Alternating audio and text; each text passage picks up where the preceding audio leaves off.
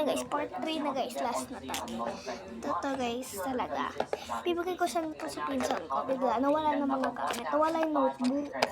Bigla ito na nagkukuha naman siya. Tsaka, bigay ko na magkaya. Tsaka ito yung ipit ako. Nanay. Tsaka marami pa akong gagawin.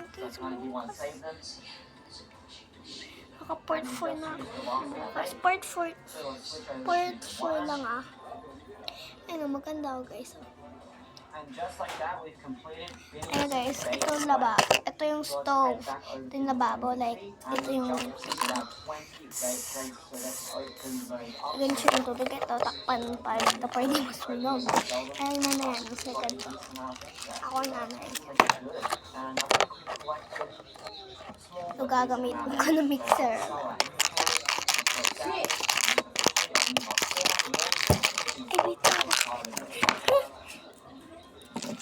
Muna.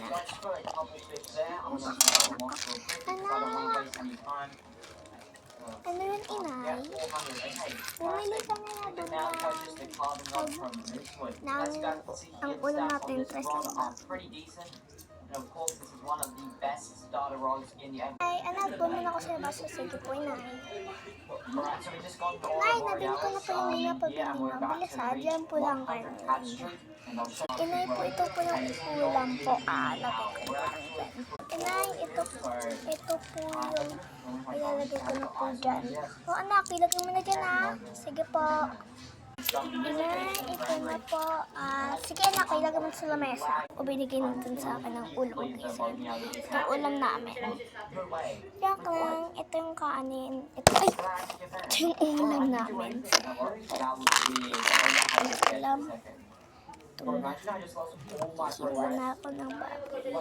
Ng lechong manok.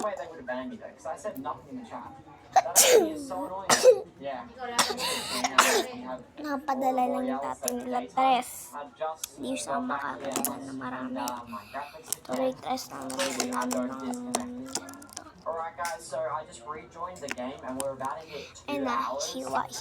And so obviously I did rejoin because I wanted to come back here and I'll show you my inventory in a second. I think what we have here is pretty decent and let's see how much cash we have made in just 2 hours of time.